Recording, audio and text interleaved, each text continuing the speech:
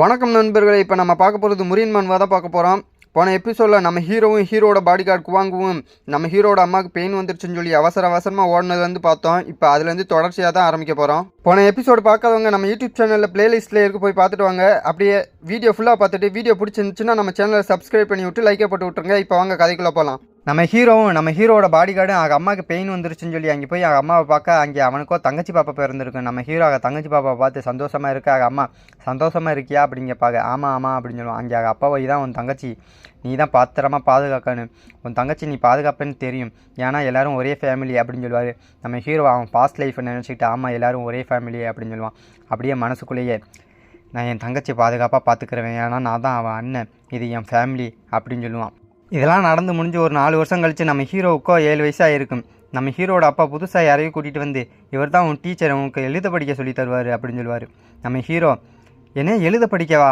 ஆமாம் உனக்கு எழுத படிக்க தான் சொல்லி தருவார், ஆனால் அப்பா உங்களுக்கு தான் ஏற்கனவே தெரியுமே எனக்கு மார்ஷல் ஆர்ட்டில் இன்ட்ரெஸ்ட்டுன்னு அப்படின்னு சொல்லுவான்.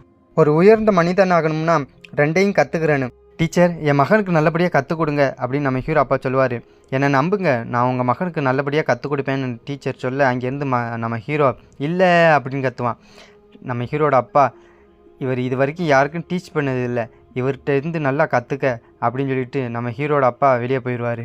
நம்ம டீச்சர் இப்போயே பாடத்தை ஆரம்பிப்புமா அப்படின்னு சொல்ல நம்ம ஹீரோவோ மனசுக்குள்ளேயே கதறுவான்.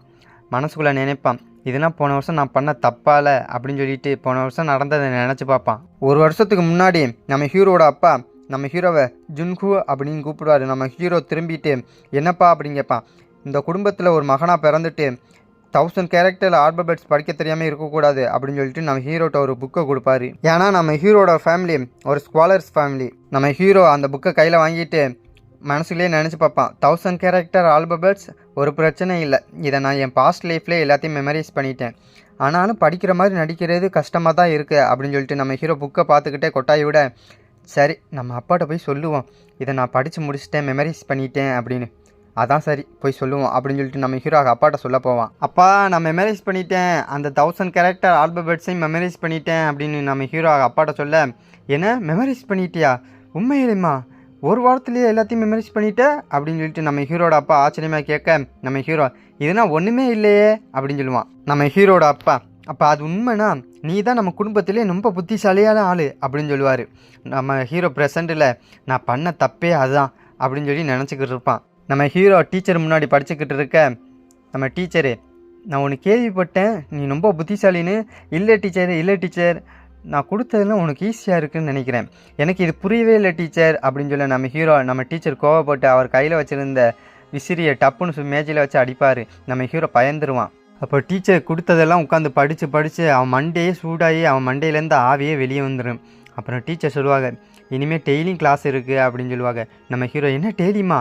ஆமாம் டெய்லியும் தான், சரி நான் நாளைக்கு வரேன் அப்படின்னு சொல்லிட்டு நம்ம டீச்சர் போவேன். நம்ம ஹீரோ சோர்ந்து அப்படியே படுத்துருவான். அப்போது நம்ம பாடி கார்டு குவாங்கும் கதவு திறந்து உள்ளே வந்து யங் மாஸ்டர் எப்படி போணுச்சு உங்கள் ஃபஸ்ட்டு கிளாஸ் ஸ்டடி அப்படின்னு கேட்க நம்ம ஹீரோ குவாங்கும் வா அப்பாவை போய் பார்ப்போம், நான் அப்பாட்ட ஒன்று கேட்கணும் அப்படின்னு சொல்லிட்டு நம்ம ஹீரோ அப்பாவை பார்க்க ஓடுவான். அப்பா நான் உங்கள்கிட்ட ஒன்று கேட்கணும், என்ன சொல்லு, எனக்கு டெய்லியும் கிளாஸாக இருக்குது, எனக்கு ஃப்ரீடமே இல்லையா அப்படின்னு கேட்பான். நம்ம ஹீரோ அப்பா உனக்கு டெய்லி கிளாஸ் போக பிடிக்கலையா அப்படின்னு சொல்ல ஆமாம் நம்ம ஹீரோ சொல்லுவான். அப்போ நாளைக்கு கிளாஸ் போவேனா அதை நாளை கழிச்சு சேர்த்துப்பாரு அப்படின்னு சொல்ல நம்ம ஹீரோவுக்கு பல்பு விழுந்துடும். இதெல்லாம் நடந்து முடிஞ்சு நைட் ஆயிரும். நம்ம ஹீரோவும் தூங்கிடுவான்.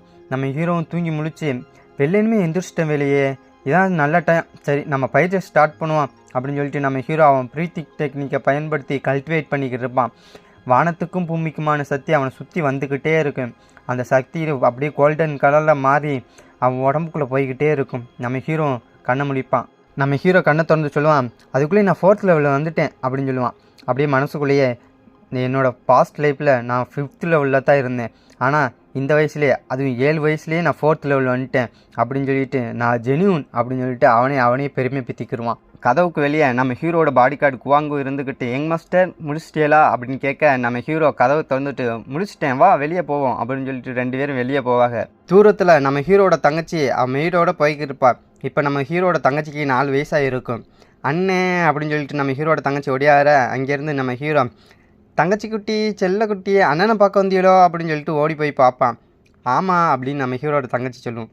என் க்யூட் பேபி அப்படின்னு சொல்லிட்டு மெய்டுகிட்ட எங்கே போறிய அப்படின்னு சொல்லிட்டு கேட்பான். மெய்டு கிராசரி வாங்க போகிறோம், நான் போகும்போது எங் மிஸ்ஸும் வரேன்னு சொன்னாங்க, அதான் அப்படின்னு சொல்லுவோம். கிராசரி வாங்கவா, ஏன் சடனா அப்படின்னு நம்ம ஹீரோ கேட்க, இல்லை 2 வாரத்துக்கு ஒரு ஆட்டை எப்போவுமே ஃபிஷ் மார்க்கெட் ஓப்பன் ஆகும், இன்றைக்கி தான் அந்த நாள் அப்படின்னு மெய்டு சொல்லும். ஃபிஷ் மார்க்கெட்டா, டேஸ்டியான ஃபிஷ், அப்போ சியூன் நானும் உன்னோட வரவா அப்படின்னு நம்ம ஹீரோட தங்கச்சியை பார்த்து கேட்க, நம்ம ஹீரோட தங்கச்சி நானும் அண்ணனோட போகிறேன் அப்படின்னு குதிக்கும். அப்போ வேறு வழி இல்லை, நானும் என் தங்கச்சியும் ஒன்றா போகிறோம் அப்படின்னு சொல்லி நம்ம ஹீரோ சொல்லுவான். அப்புறம் மெய்டு நம்ம ஹீரோட பாடி கார்டு தலையில் கையை வச்சுருவாங்க. ஏன் இன்னும் 2 பேரும் அங்கேயே நிற்கிறியா, வரலையோ அப்படின்னு நம்ம ஹீரோ கேட்க, மெய்டும் பாடி கார்டும் வேறு வழி இல்லாமல் பின்னாடியே போவாங்க. ஒரு வழியாக எல்லோரும் மார்க்கெட்டுக்கு வந்துடுவாங்க. நம்ம ஹீரோவோ மார்க்கெட்டில் உள்ள கூட்டத்தெலாம் பார்த்துட்டு எவ்வளோ கூட்டம் அப்படின்னு சொல்லுவான். அங்கே மெய்டோ எதையே பார்த்து ஆச்சரியமாக பார்த்து நிற்பான். என்ன நடக்குது அங்கே அப்படின்னு நம்ம ஹீரோ கேட்பான். யாரோ பெருசாக சாக்கு பிடிச்சிட்டு வந்திருக்காங்க அப்படின்னு சொல்லுவோம். அப்பா தான் உனக்கு காசு தந்திருக்காங்கல்ல, பொருள் வாங்க, போய் பொருட்களை வாங்கு அப்படின்னு சொல்லுவான். அந்த மெய்டு நம்ம பாடி கார்ட்ட சொல்லு, எங் மிஸ் நம்ம பத்திரமா பார்த்துக்குங்க அப்படின்னு. அப்புறம் நம்ம பாடி கார்டு சொல்லுவான், நான் தான் 2 பேரும் பத்திரமா பார்த்துக்கிறேனுமா அப்படின்னு நினச்சிக்கிடுவான். அங்கே நம்ம ஹீரோவும் நம்ம ஹீரோவோட தங்கச்சியும் எல்லா லக்கத்தையும் சுற்றி சந்தோஷமாக இருப்பாங்க. அப்புறம் லாஸ்ட்டில் சாயந்தரம் ஆயிரும். இப்போ நம்ம பாடி கார்டு சொல்லுவான், இருட்ட ஆரம்பிச்சிருச்சே அப்படின்னு. அங்கேருந்து நம்ம மெய்டு ஒடியாந்து என்னை மன்னிச்சிருங்க, கொஞ்சம் லேட் ஆகிருச்சு அப்படின்னு சொல்லி, சரி இது பரவாயில்ல வாங்க போவோம் அப்படின்னு பாடி கார்டு சொல்ல, எங்கே யங் மாஸ்டரும் யங் மிஸ்ஸும் அப்படின்னு கேட்கும். என் பின்னாடி தான் அப்படின்னு சொல்லி பின்னாடி திரும்பி பார்த்தா யாருமே இருக்க மாட்டாங்க. எங்கே யங் மாஸ்டரும் யங் மிஸ்ஸும் அப்படின்னு சொல்லி நம்ம மெய்டுக்கு அதிர்ச்சி ஆயிரும். நம்ம பாடி கார்டும் நம்ம மெய்டும் அங்கே எங்கேயும் போய் தேடுவாங்க, கிடைக்கவே மாட்டாங்க. 2 பேரும் எங்கே இருக்காங்கன்னு தெரியலை. அங்கே ஒரு இருட்டான இடத்துல நம்ம ஹீரோ மட்டும் மயங்கி கிடப்பான். அவன் முன்னாடி ஒரு 3 பேர் நிற்பாங்க. அந்த 3 பேரில் ஒரு குண்டங்கையில் நம்ம ஹீரோவோட தங்கச்சி இருப்பாள். அங்கே நம்ம ஹீரோவோட பாடி கார்டு நம்ம ஹீரோட அப்பாட்ட சொல்கிறதுக்காண்டி வேகமாக ஓடுவான். லார்டு யங் மாஸ்டரும் யங் மிஸ்ஸு அப்படின்னு சொல்லிட்டு அவனுக்கு மூச்சு வாங்கும். என்னக்கு வாங்கும், அமைதியாக பொறுமையாயிரு, ஃபஸ்ட்டு மூச்சு வாங்கு, என்ன ஆச்சு குழந்தைகளுக்கு அப்படின்னு கேட்பாரு. நாங்கள் எல்லோரும் ஒன்றா மார்க்கெட்டுக்கு போனோம், சரி 2 பேரும் காணா போயிட்டாங்க என்ன அப்படிங்க சொன்னோன்னே நம்ம மெய்டு முட்டி போட்டுட்டு, இதுனா எங்கள் தப்பு தான், என்னை மன்னிச்சிருங்க அப்படின்னு சொல்லி முட்டி போட்டு கேட்கும். அவருக்கோ மனசு கேட்காம தலையில் கையை வச்சிருவார். குவாங்கும் நடந்தது என்னதுன்னு எனக்கு ஸ்டெப் பை ஸ்டெப்பாக எக்ஸ்பிளைன் பண்ணு, இது ஓன் தப்பு இல்லை, குழந்தைகள் காணா போனது, நீ ஒன்றையே வருத்திக்காத அப்படின்னு சொல்லுவார் நம்ம ஹீரோட அப்பா. அங்கே பாடி கார்டோ நடந்தது எல்லாத்தையும் ஒன்று உண்டாமல் சொல்லிக்கிட்டு இருப்பான். சரி எனக்கு புரிஞ்சிச்சு, நீ கவலைப்படாத, இதை நான் பார்த்துக்கிறேன் அப்படின்னு சொல்லுவார். அங்கே நம்ம ஹீரோட அப்பா மார்க்கெட்டை சுற்றி ஆளை அனுப்பி தேட விடுவார். பல பேர்கிட்ட விசாரிக்கன்னு சொல்லுவார். அங்கே ஒரு கடையில் யாரோ ஒரு ஆள் பேசிக்கிட்டு இருப்பார்.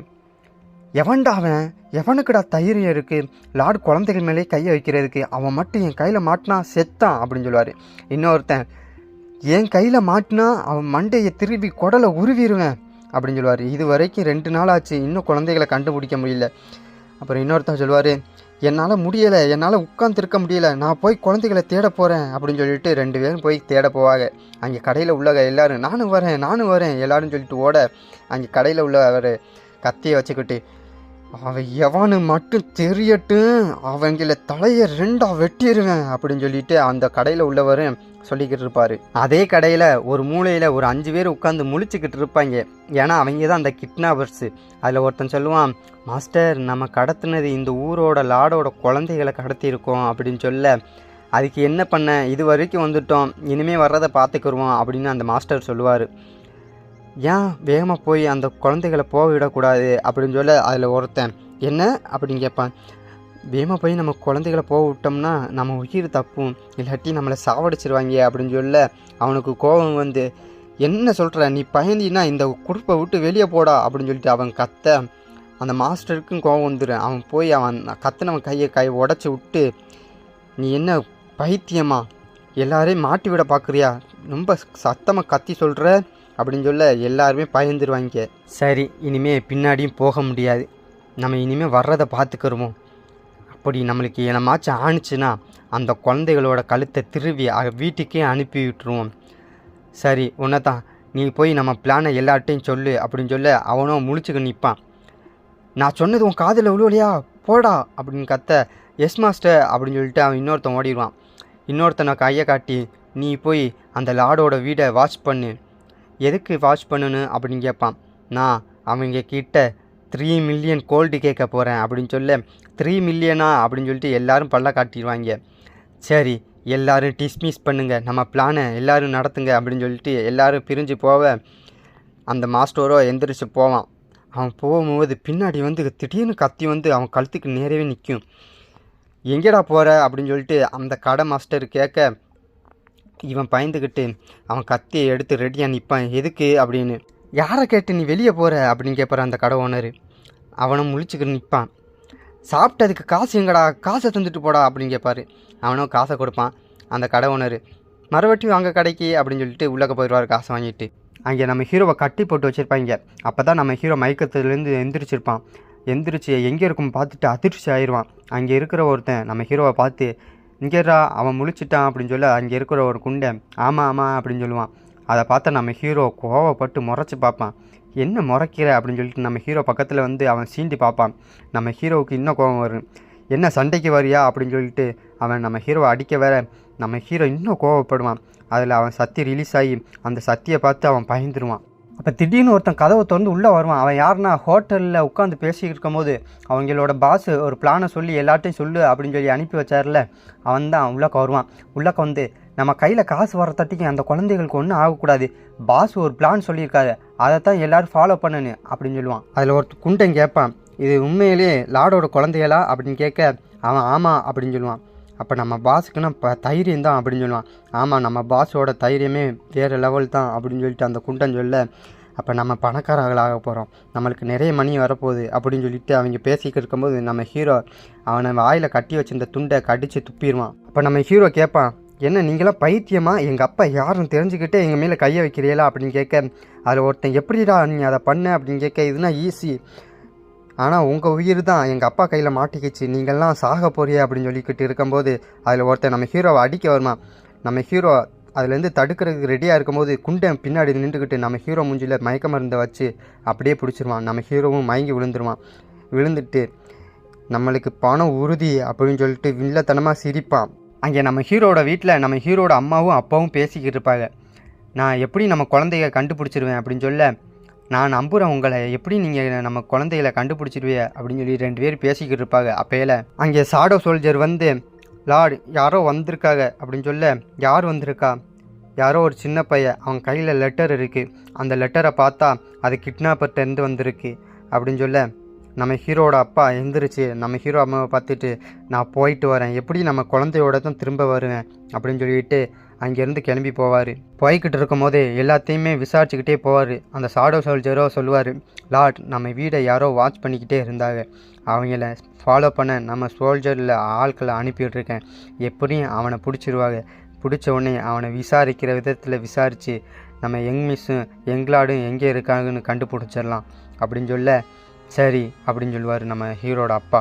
அந்த ஷாடோ சோல்ஜர்னா நம்ம ஹீரோ வீட்டை வாட்ச் பண்ணவனை தொடர்ந்து போய்கிட்டு இருக்க, அப்போல இன்னொரு சோல்ஜர் வந்து லார்ட்டேருந்து ஒரு மெசேஜ் வந்திருக்கு, அவனை பிடிச்சி விசாரிக்கிற விதத்தில் விசாரிக்க சொல்லியிருக்காரு அப்படின்னு சொல்ல, இன்னொருத்த ஷாடோ சோல்ஜரோ அப்போ நம்ம வித்தையை காட்ட வேண்டியதான் அப்படின்னு சொல்லிட்டு அவனை பிடிக்க பாய்வாங்க. ஒரு சோல்ஜரு அவன் முன்னாடி குதிச்சு வந்து நிற்க, யாரா நீ அப்படின்னு கேட்பான். பின்னாடி இன்னொரு சோல்ஜர் வர்றதை பார்த்தோன்னே அப்போ நான் மாட்டிக்கிட்டேனா அப்படின்னு சொல்லிட்டு அவன் ஒழிச்சு வச்சிருந்த ஆயுதத்தை எடுத்து வீசுவான் அந்த சோல்ஜர் மேலே. அந்த சோல்ஜரை அசால்ட்டாக டாச் பண்ணிடுவார். அப்புறம் கவுண்டர் அட்டாக் கொடுக்கும்போது அதையும் அவன் எப்படியோ டாச் பண்ணிவிட்டு அவன் இன்னொன்று என்னமோ ஒழிச்சு வச்சுருந்ததை வீசுவான். அது பாய்சன் ஸ்மோக்கு. அதை வீசினோடனே அவன் ஓடிடுவான். அவன் அங்கேருந்து தப்பிச்சு ஓடும்போது பாய்சன் ஸ்மோக்லேருந்து ஒரு கை வந்து அவன் காலரை பிடிச்சி இழுக்கும். அங்கே அவன் அதிர்ச்சியாகி திரும்பி பார்க்க அங்கே சோல்ஜரு நீ மட்டும் தான் பாய்சனில் ஸ்பெஷலிஸ்ட்டுன்னு நினச்சியா அப்படின்னு சொல்லிட்டு அவன் காலை தட்டி விட்டு அவன் மேலே ஏறி உட்காந்து அவனை எப்படியோ பிடிச்சிருவார்.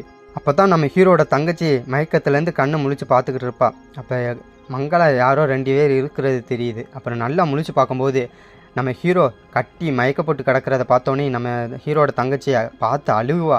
அதை பார்த்து ஒருத்தன் வாயை மூடு அப்படின்னு கத்துவான். இன்னொருத்தன் அது சின்ன குழந்தைடா அப்படின்னு சொல்ல, சின்ன குழந்தையாக இருந்தால் இது என்ன சின்ன கேமுன்னு நினச்சியா அப்படின்னு சொல்லி 2 பேர் சண்டை போட்டுக்கிட்டு இருக்கும்போது வாயை முடுங்கடா, ஃபஸ்ட்டு அந்த புள்ளைய வாயை மூட வைங்கடா அப்படின்னு சொல்ல, அதில் ஒருத்தர் குண்டன் போய் செல்லக்குட்டி ஏன் அழுவுறீங்க, அழுவாதீங்க, நாங்கள் ஒன்றும் கெட்டவங்க இல்லை அப்படின்னு சொல்லிட்டு அந்த குண்டன் வர நம்ம ஹீரோட தங்கச்சி அவனை பார்த்து அழுவையை நிப்பாட்டிடுவா. ஆனால் திடீர்னு இன்னொரு குண்டனை பார்த்து ரொம்ப கத்த ஆரம்பிச்சிருவா.